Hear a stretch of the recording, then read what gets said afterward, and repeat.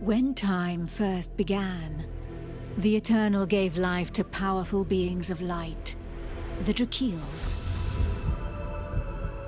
But as misfortune would have it, the power given to these creatures awoke in them only a boundless pride and an inexhaustible thirst for dominion.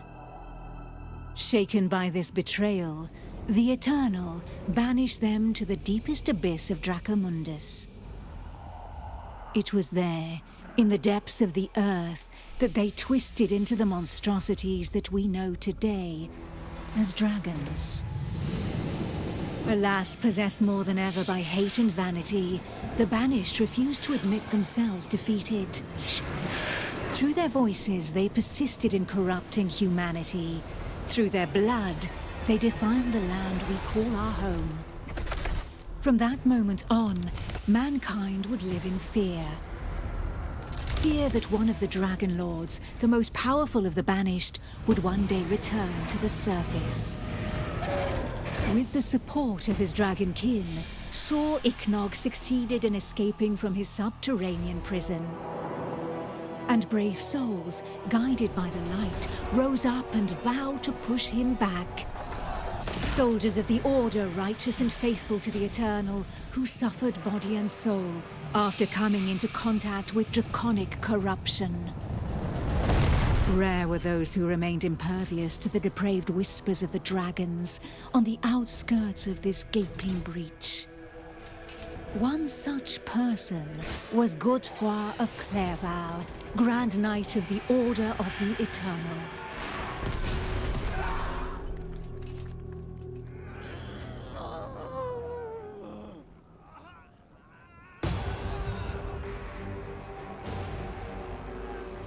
The voice of the Dragon Lord blighted people's spirits and petrified their bodies, instilling terror and madness into those who heard it.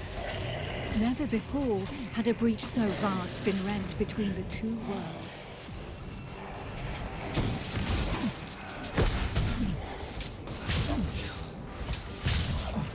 It was here, at this wound between worlds, that the corruption was most potent.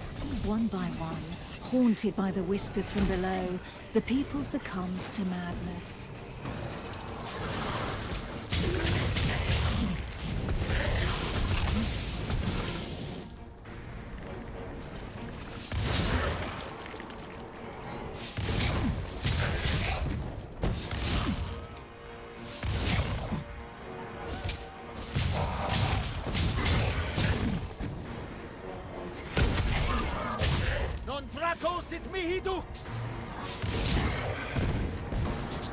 Pitiful in their wretchedness, and too weak to resist the command of their new masters, they drank the blood of the dragon and gave in to depravity.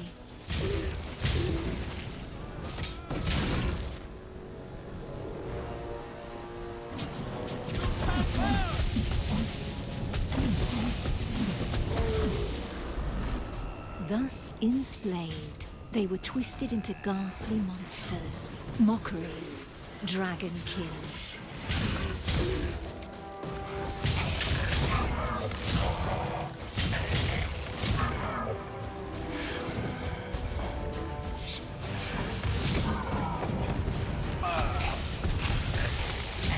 Not yet. I must prepare.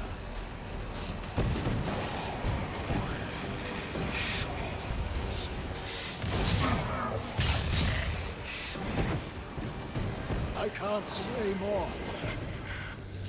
Filled with these fleeting embers of hope, a few brave souls founded an alliance to carve the first breach into draconic defenses.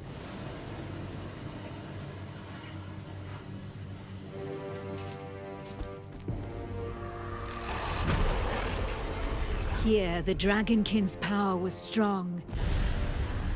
It fused our world with that of the Banished.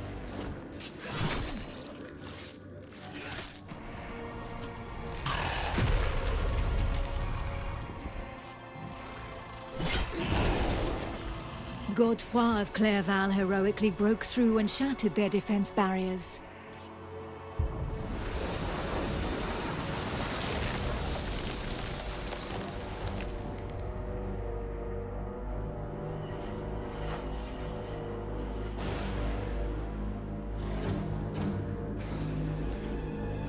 This act of bravery, a feat of the righteous alliance of men, allowed me to lend aid to the Knights of the Order of the Eternal.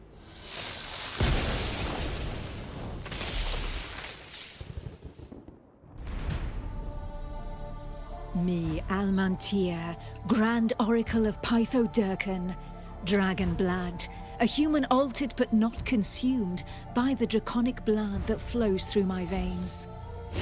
My sisters and I have powers given to us by the dragon, but our souls remain our own.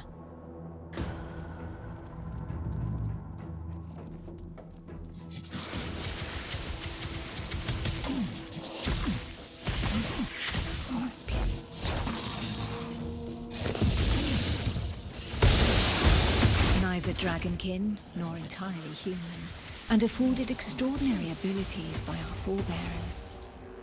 By those who drank the blood of the only banished dragon to have ever repented before the Eternal.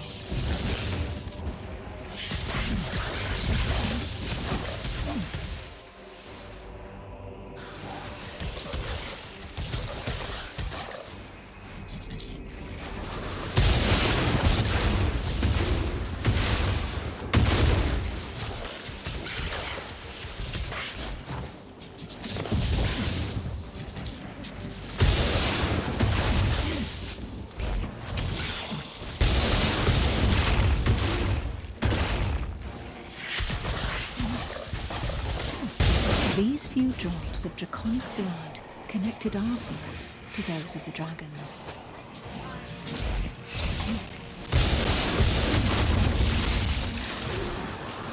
With that understanding came a vulnerability. We soon learned that we were at the mercy of their whispers. The voices threatened to consume us, with no hope of salvation. Our civilization fell alongside the blue dragon Python.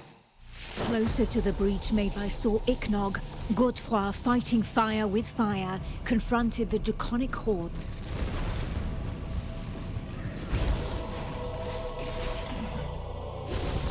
I battled by his side, but my strategy was less direct.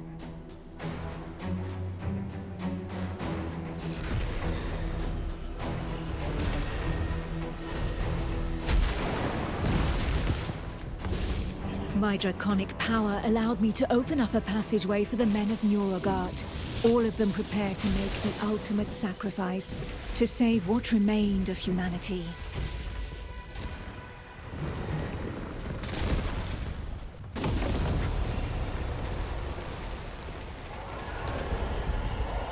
Once this invisible barrier had been breached, they knew that their lives would hang by mere threads. But these warriors from the north cared little for the uncertainties of our plan. A hero's death in the heat of battle with their enemy was the greatest honor that could befall them. Led by the pale dragon blood Harold Truelson, the barbarian fleet had but one objective: to lure the enemy into the open sea and leave the path to the breach vulnerable. If a single vessel reached the coast, then this sacrifice would not have been for naught.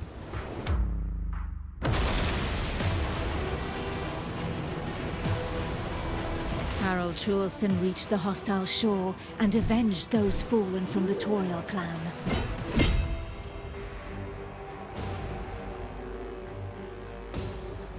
The barbarians of Nurogard feared neither pain nor death, and they welcomed violence as they might an old and familiar friend. Truelson knew this friend better than most.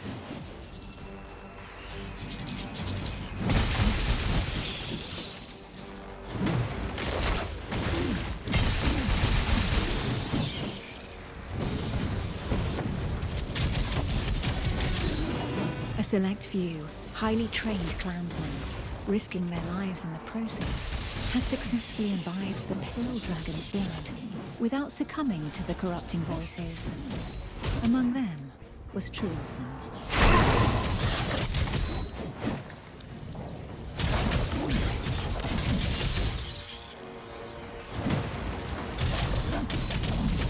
To become a dragon blood barbarian, he paid the ultimate price. The pale dragon blood had achieved his goal, The Alliance's plan, as unlikely as it was to succeed, could run its course.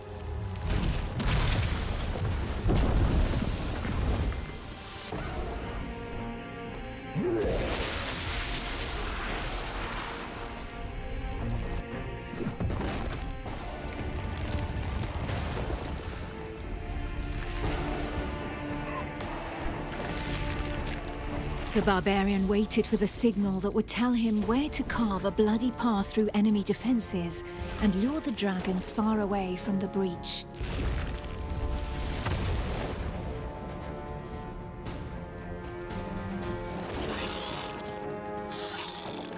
The Kongirati nomads, every bit as proud and as fearless as the warriors from the north, joined the alliance of men to help push back Sor Iknog, the Crimson Dragon.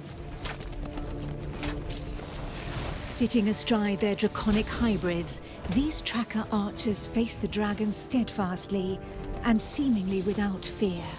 Not one would allow the enemy to make easy prey of them. Hides, wings, teeth, blood. For the Kongirati, each draconic monstrosity was not only a threat, but also a quarry from which they could gain valuable resources.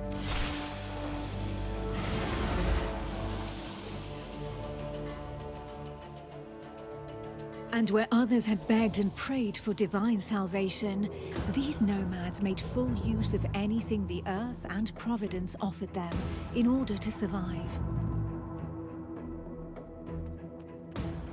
Their master tracker, Eula, however, did not see things in such stark shades of black and white.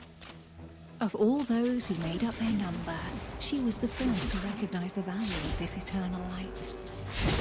How long would her people be able to continue traveling freely if the corruption were to poison the entire world?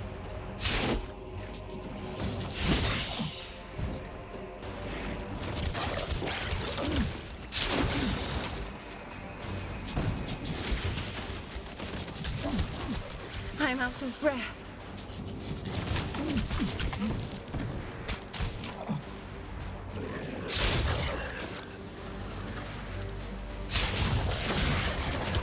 To seal this union, the Order of the Eternal entrusted her with one of their most powerful relics, a single, glimmering scale of light. Each champion had one, and the power of their light would be needed to push Sor Iknog back into the shadows. Catching my breath.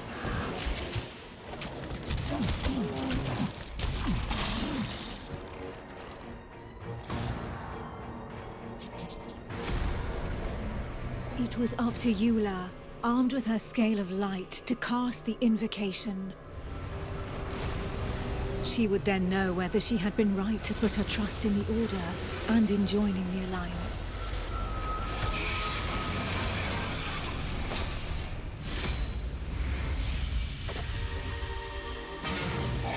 The power of the light was like nothing ever seen before. We heard the Dragon Lord howl into our minds, racked with pain and rage.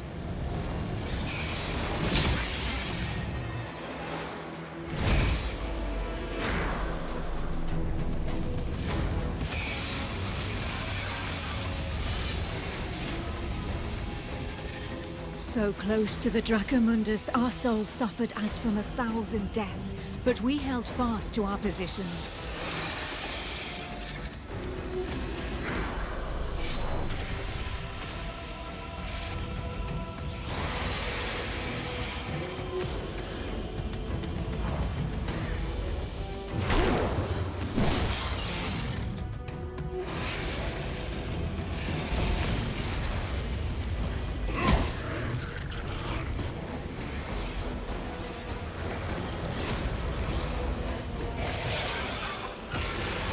Inch by inch, the divine light pushed the corruption back into the breach.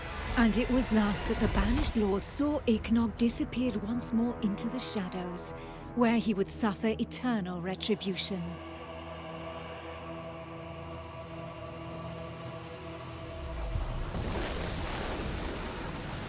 Once calm fell, we were all that was left, the sole witnesses to the feat accomplished by the Alliance of Men. But more than ever, we knew that the taint of draconic depravity still festered in the depths of the abyss, impatient to break free once more.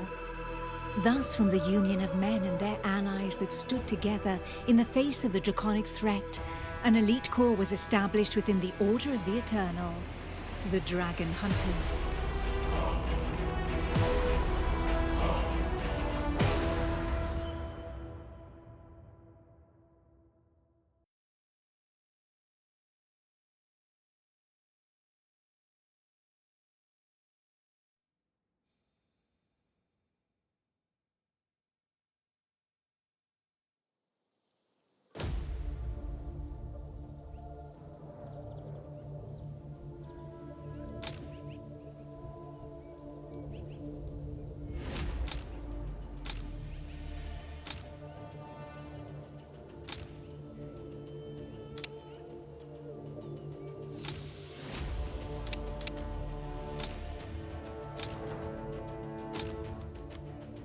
Who knows?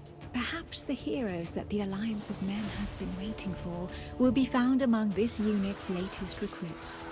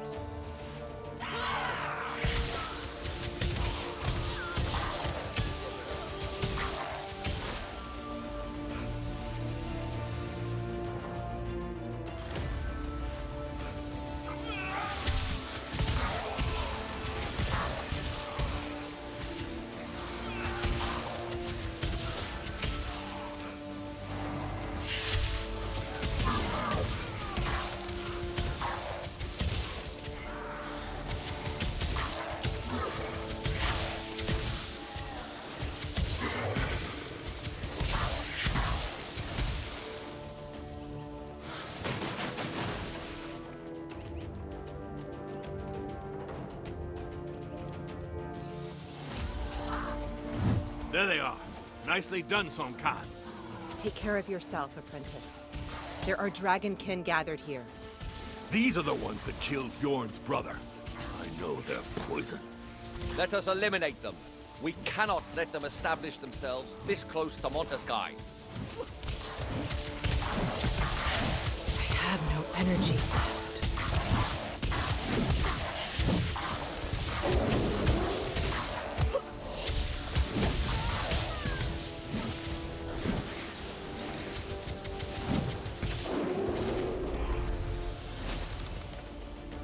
Is anyone hurt? Song Khan? Apprentice? We're fine. Somehow. But what is this totem? It seems as though all the Dragonkin were heading straight for it. Our apprentice was able to find us by following them. Astria, you're the expert in draconic rites. Do you have any idea where they could have come from? All signs point to this totem having been used for a ritual of corruption. And from the sheer amount of blood spilled here, we can assume they have enslaved a host of victims. The statue was crafted from black willow. It must be from the Jaxaris swamp. My clan's caravans used to stop for supplies there, before passing through your lands. So far from here? Could the Dragonkin have carried this idol all the way across the plains?